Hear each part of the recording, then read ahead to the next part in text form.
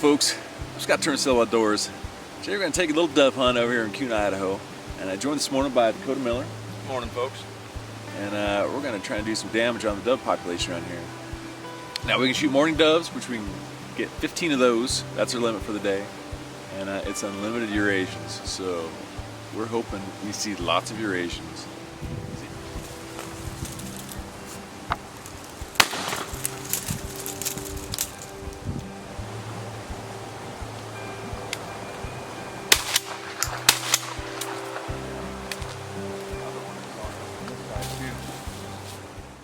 Now, trying to find a great field the doves are working is always going to be paramount.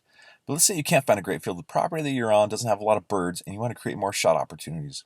Try putting a robo-dove out in front of you with a couple decoys in the ground, and I think you're really going to see a big difference in how many birds are attracted and how they react to it. And it can also help localize the direction they're shooting too, in case you only have certain lanes you can fire. Yeah, I think actually now is like the heydays of dove hunting around here. It's gotten a lot better since I was a kid. We'd go out and hunt all day for a limit of doves, and it was only 10. Now you shoot 15 mourning doves and unlimited eurasians. And they extended the season 15 more days. That's right. Well, there is a ton of eurasians around here, and you can shoot as many of those as you want because they're an invasive species, meaning they didn't originate from here. They came from another country.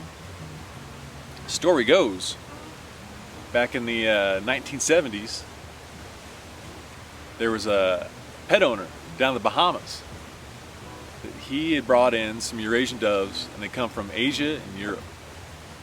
He brought in a bunch of them, and he was selling these Eurasian doves, and they got burglarized. Well, his captain came in to rob his pet store, released some of his doves, and apparently he decided they need to go back with their friends. Ooh, we got incoming right here.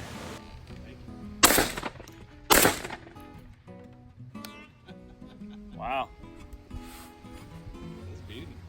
Well, now that I missed him, finish your story. So anyway, this pet owner back in the 70s, he lost a couple doves as burglary, and just decided to heck with it and released them all. There's about 50 they estimated. And so those doves multiplied in the Bahamas and eventually made it to Florida, and now they're in almost all of North America, and they are very plentiful.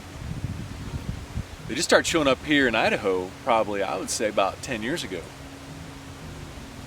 and now there's easily as many eurasians as mourning doves, possibly more.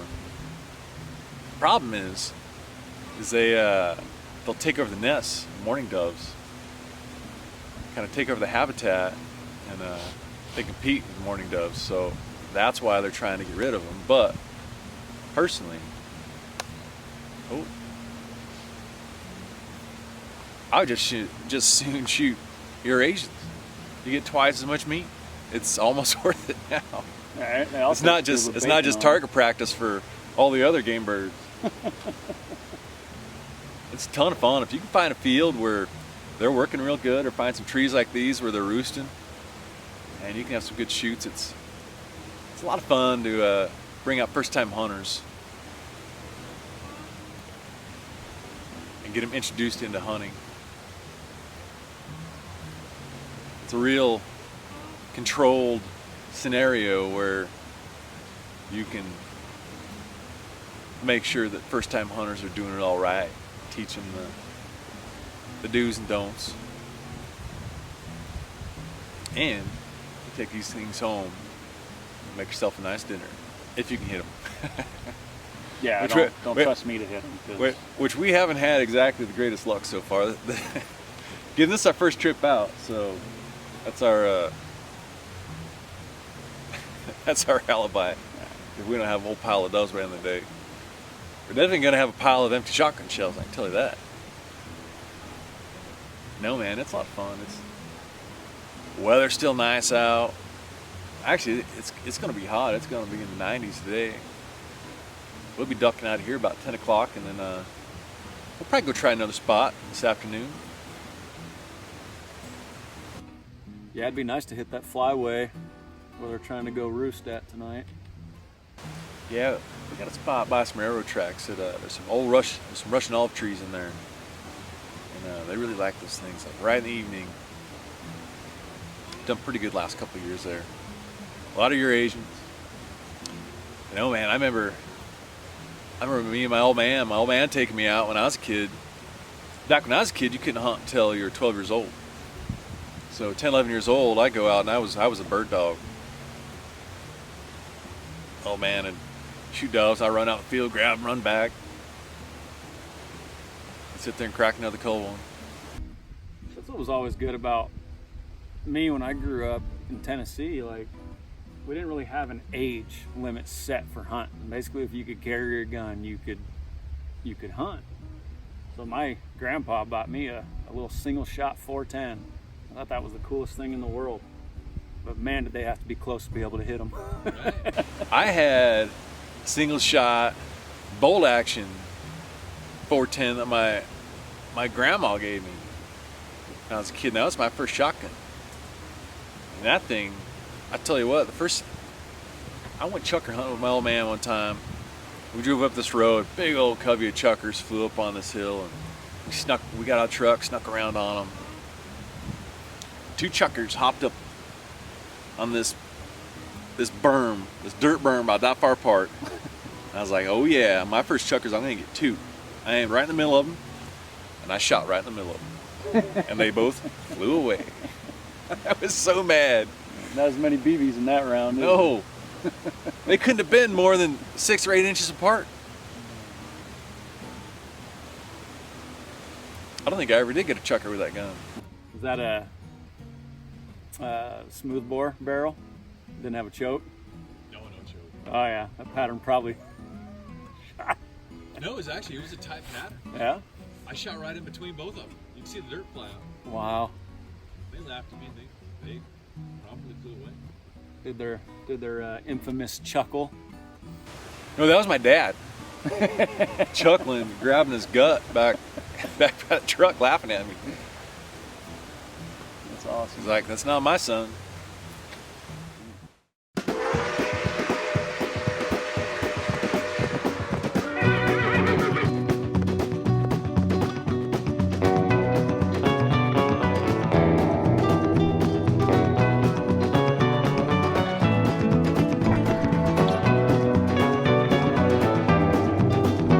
That one too.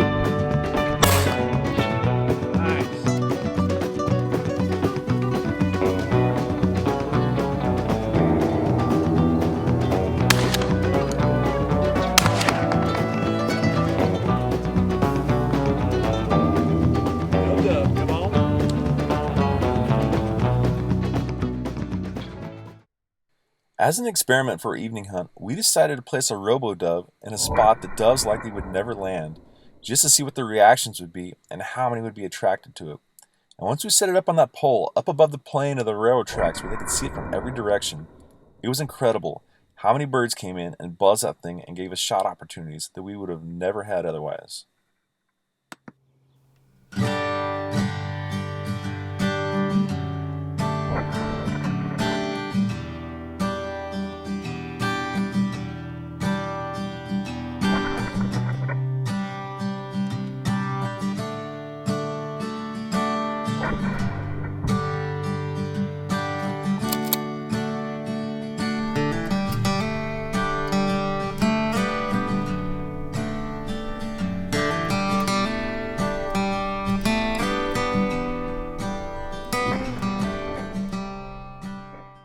Next time you're out dove hunting, if you get your hands on a robo-dove, I highly recommend trying it. It's a kick, and I think it's really going to increase your shot opportunities.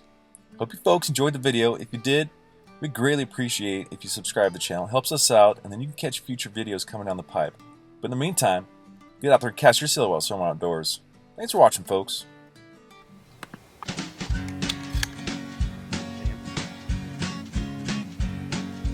Pope takes a poop and the president too, and the fancy dance banker in his 3-piece suit, the big fat general and all of his troops. The truth of the matter is everybody poops. Oh God!